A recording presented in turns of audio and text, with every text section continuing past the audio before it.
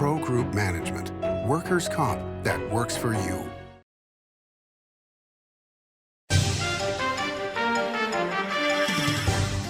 Welcome to Nevada Newsmakers. On the broadcast today, Sandra Jauregui is here. She's the Assembly Majority Leader through the rest of the year, and she has a new job. She's here for the whole show on an all-new Nevada Newsmakers.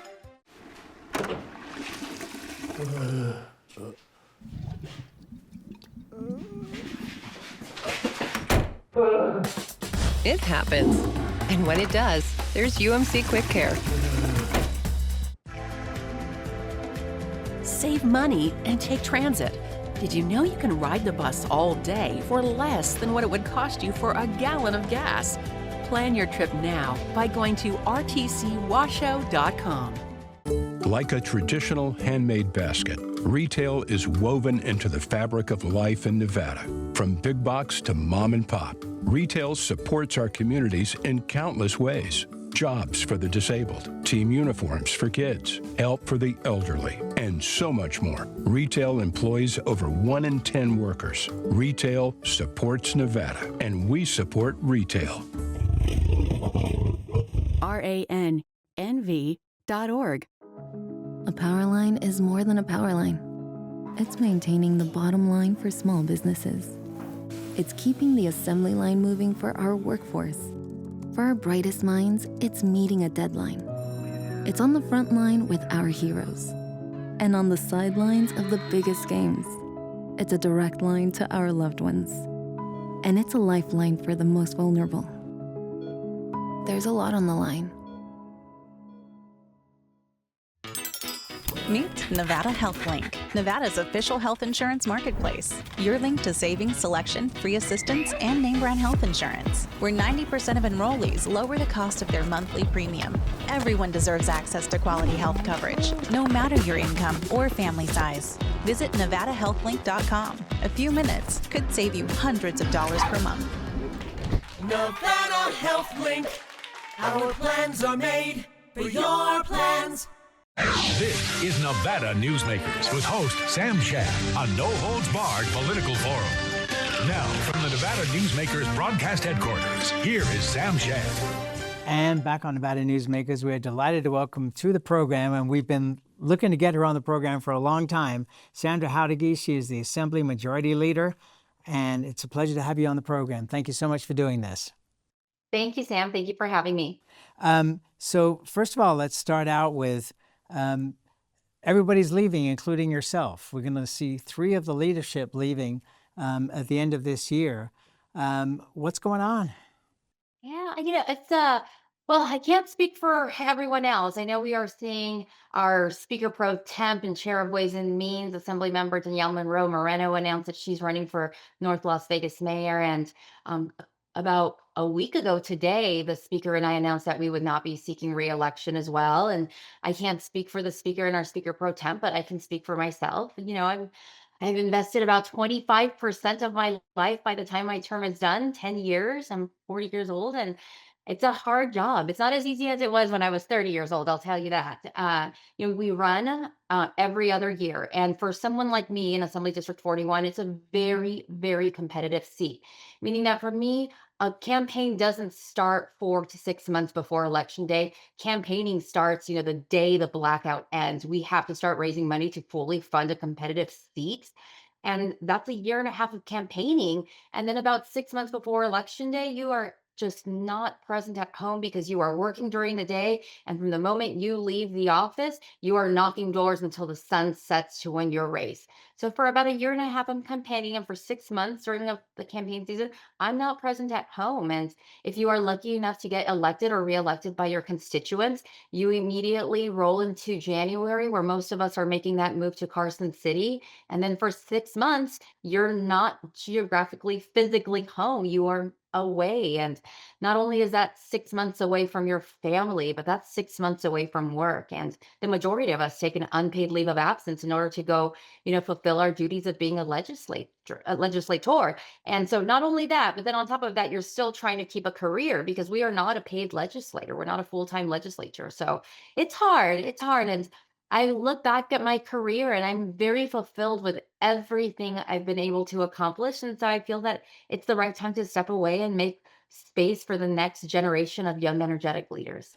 Does it concern you, the lack of pay? Because in talking not just to legislators, but also people who serve within government, that there's a certain point where they have to consider, we've got kids going to college, we've got bills to pay. We can't afford to stay within the system, and therefore we end up losing this institutional knowledge, and that puts more and more power into the governor's hand and more power into the LCB and the lobbyists.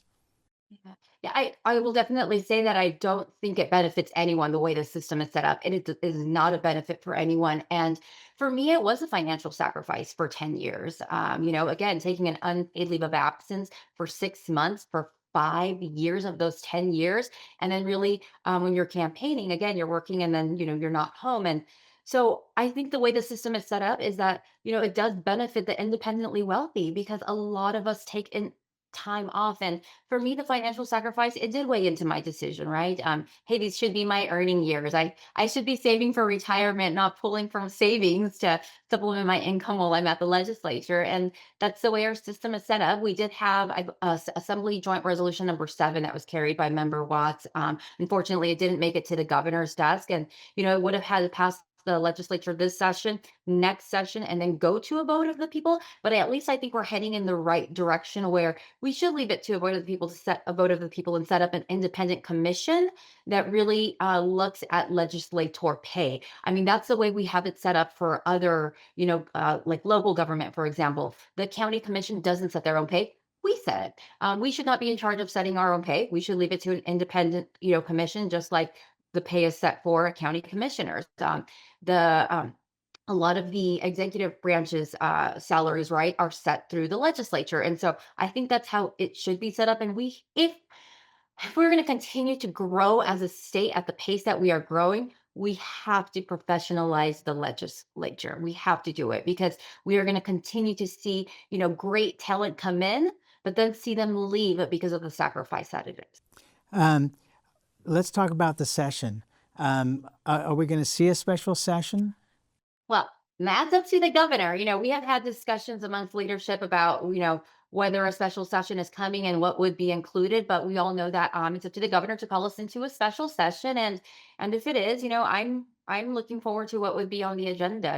I'm hopeful that my jobs bill will make it on. I'm ready for round 2. Do you think that that's likely?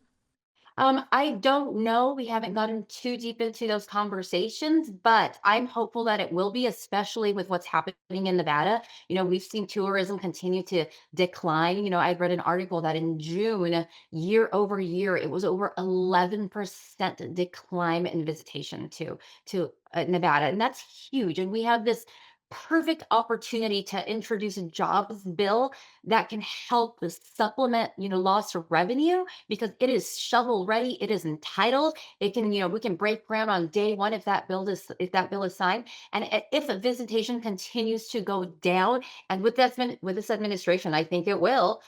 If visitation continues to go down, people will lose jobs, and we need to have a backup plan. And we have the perfect opportunity right now to pass this jobs bill that's going to create, 19,000 good paying union construction jobs on day one because it's entitled and shovel ready. And then upon completion, it's going to create 18,000 permanent good paying jobs and with an average salary of $118,000. And it's our job. That's our job to make sure that there's good paying jobs that people can raise a family on, to make sure that we're doing everything we can to keep our economy afloat. Not to take anything away from your intent on this jobs bill, but we just had Mike Lawton, who's the former senior economic analyst for the Nevada Gaming Control Board, and he really puts the numbers down to a really bad hold on baccarat, and the comps between this year and the previous 2 years when we had the Super Bowl and all these other huge events, that it doesn't look as bad from that perspective as it does from the media, who are making a lot more noise about how bad things are. And also you've had all the major gaming leaders and the head of the convention authority saying that, don't worry, going into the fall, we are looking good. So I just want to throw that in there. Well, that's good news. That's great news. The fact that, we might not be as hard hit. That's something to celebrate, right? But we still have to be prepared for any time Nevada goes into an economic recession, or we're so hospitality and tourism dependent that we have to have those real conversations about diversifying our economy so that the next time there is a pandemic, a COVID, and tourism slows down, or the next time there is a recession and people stop spending money, that we're not dependent on one economy. We have been having these conversations since I was elected, since I first ran to office about, diversifying our economy. And we have a real opportunity to bring in a real industry that's going to create good paying jobs. So do you think the film bill would be included in the special session? Well, I'm ready for it to be included. Okay. The governor exceeded his number of vetoes in this last session from the previous session. Was it worth it?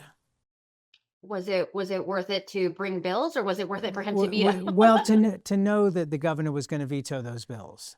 Well, we have a job to do. We're elected by our constituency, and it's up to us to do our job. And I think we did our job, right? Our job is to pass good, meaningful policy that's going to make a positive impact on the everyday lives of Nevadans. And we did that. We passed those policies. Whether the governor signs them or not is his job, right? Our job is to pass the good policies. And just because we think he's not going to sign it doesn't mean we don't try. We have to try. And I'll use a perfect example.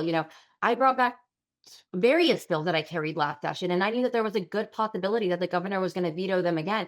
But that doesn't mean I don't try to get good policy passed for my constituency.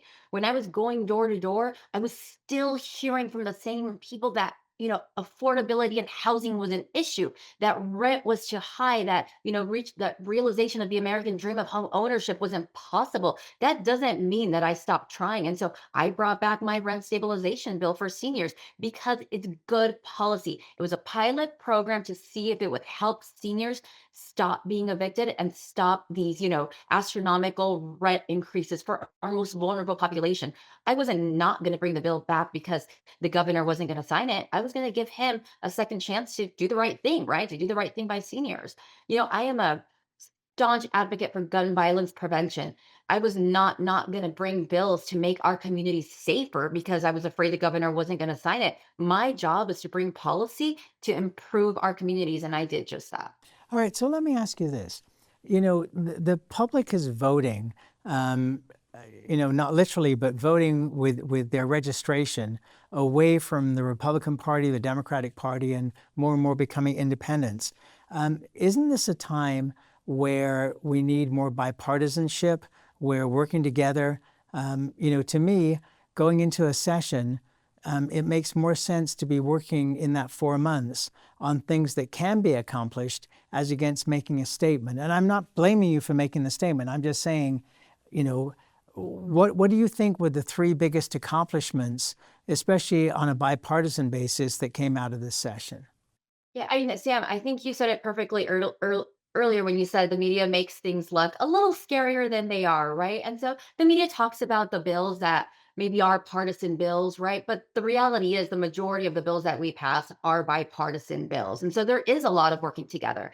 But again, on issues that we believe in, it doesn't mean we're not going to try to get them passed. And hey, and maybe negotiate with the governor on, hey, maybe sign this bill, maybe sign this, gun violence prevention bill, and we'll help support these other bills. So you always try to bring policies, even if there is a chance that they might not get vetoed, right? It doesn't mean that they're partisan. It just doesn't mean that you're going to throw your hands up and only work on bipartisan bills. And again, the reality is that the majority of stuff that we work on is bipartisan. It's just not the sexy stuff that gets the news headlines, right? But there was a lot of wins this session. We did have wins on housing, right? We had Assembly Member Benicia Considine's 121, Assembly Bill 121 get passed, which dealt with, landlord tenant protections. We had the governor's housing bills get passed, right? And so there was good housing wins. We also had, Speaker Yeager's price cap on insulin. That was a bipartisan bill, right? That got signed by the governor. And that's going to make a huge impact on the everyday lives of Nevadans, right? And then if I could talk about my own bills, I carried a bill with Assemblymember PK O'Neill, a Republican. We co-sponsored a bill together that is a gun violence prevention bill, a suicide prevention bill to help veterans and children, right? So there is a lot of bipartisan wins. And then I also brought Assembly Bill 478 that I worked on with two people who are never at the table together, right? The Associated General Contractors, and then labor unions. These are people who are usually on opposite sides of a bill, but we brought a bill forward that would protect outdoor workers during our hottest parts of the month. There is tons of bipartisan wins. They're just not talked about in the media. Well, they are now because you got to talk about them. Let's take a break. Thank you for this opportunity to highlight that. Well, we try to balance this out. Let's take a break and we'll come back more with the Assembly Majority Leader after this timeout.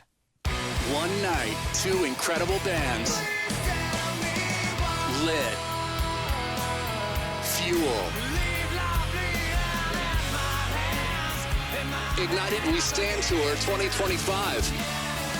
Friday, August 22nd, TJ's Corral at the Carson Valley Inn. Get tickets now at carsonvalleyinn.com. Don't miss Lit and Fuel together live. Welcome to Story County, where history meets innovation, and a pioneering spirit continues to shape our future. At the heart of the Tahoe Reno Industrial Center, we power the future with global leaders in technology and manufacturing, driving progress that reaches far beyond our county lines. From advanced manufacturing to tech innovation, our industries are creating thousands of quality careers, fueling a vibrant economy that benefits every Nevadan. But it's more than just growth. Our community is our foundation, supporting families, empowering local initiatives, and creating a place where everyone belongs. Be part of a legacy built on bold ideas and boundless possibilities. Join us in building a brighter future right here in Story County. Story County, helping build Nevada's future.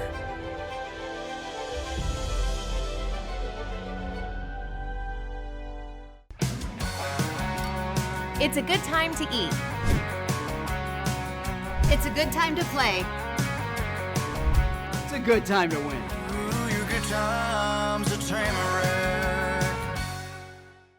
As you know, Reno is booming. Toll's development company is helping it grow with insightful design and development, building community with every project, adding beauty, adding excitement, emphasizing our shared humanity. Reno is becoming bigger. Toll's development is helping it become better, more livable, more enjoyable. To learn more, go to tollsdevelopment.com. tollsdevelopment.com. This is Nevada Newsmakers.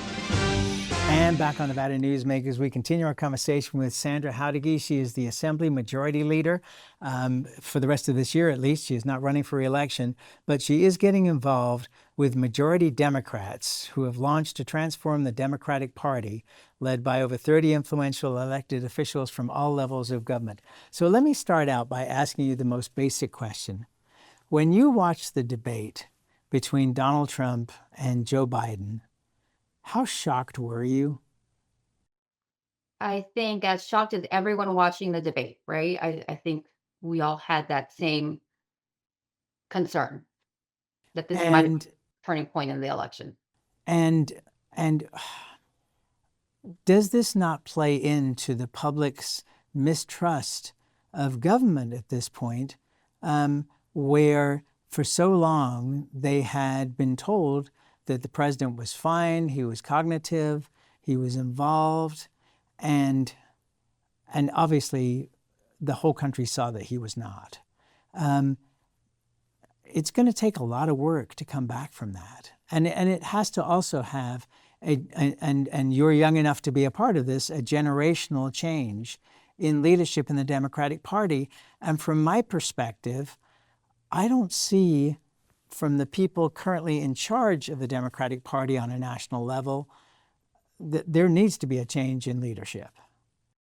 It is going to take a lot of work to come back from that, but I think that's why my election was so relevant, right? That I was a Democrat who won in a Trump district, and if I'm not mistaken, like from the numbers I saw on NevadaData.com, I was the only legislator who won a race in a district that Trump also won, right? Correct. And that's because I moved away, and I'm not afraid to stand up to the party and challenge. Maybe that's not the right, but like really listen to my district and talk about what they want. And I think that's one of the reasons that I won a district that Trump also won, because as I was going door to door and talking about reproductive freedom, access to abortion services, talking about, climate change, talking about gun violence prevention, I quickly realized that that's not what my constituency wanted to talk about, right?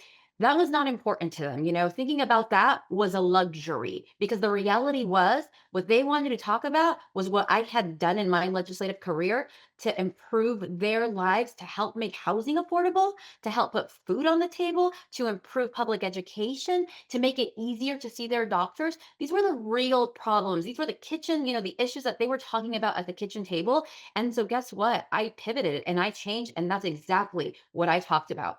I had the largest party in my district now is nonpartisan, right? So I had to go to doors that were nonpartisan doors that had more than one Trump yard sign, right? But I wasn't there to talk about the top of the ticket. I was there to talk about me and to talk about what I was going to do this coming session to improve their lives, and what I had done to really listen to them to listen to what was important to them, and then talk about what I had done to solve those issues for them. So how does this translate to the national ticket here? Because it seems like there has been, it is obvious that there has been this flip from where the Democrats were seen as the party of the people, and now the Republicans are seen under the leadership of Donald Trump as the party of the people. And that may be shocking to some, but that is the reality right now. I don't necessarily know if they're seen as the party of the people. I think what there is that there's just this mistrust and this belief that government no longer works for the people. And that's where the majority of voters feel, right? Is that this government isn't working for them. None of the major parties are, which is why we're seeing a shift, right? And that's what we need to do. And that's why I was excited about joining Majority Democrats, because at the premise of what we're doing is really going and listening to voters and meeting them where they are, right?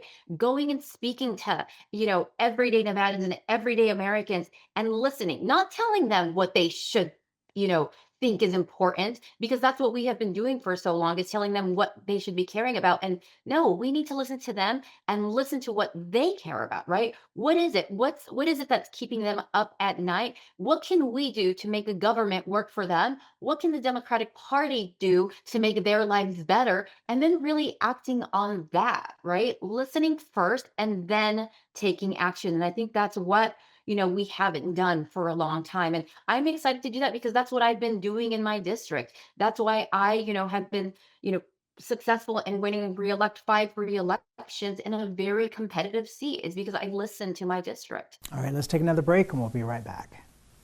Welcome to the Ahern Boutique Hotel, where luxury and warmth come together in the heart of Las Vegas. We take pride in offering a one-of-a-kind experience for both locals and tourists. Join us for handcrafted cocktails and an unforgettable experience. Joel's Chop House, the perfect place to savor views of the Las Vegas Strip. Satisfy your cravings at the Ahern Chocolate Shop. No smoking, no resort fees, and the parking is always free. The Ahern Luxury Boutique Hotel is your home away from home.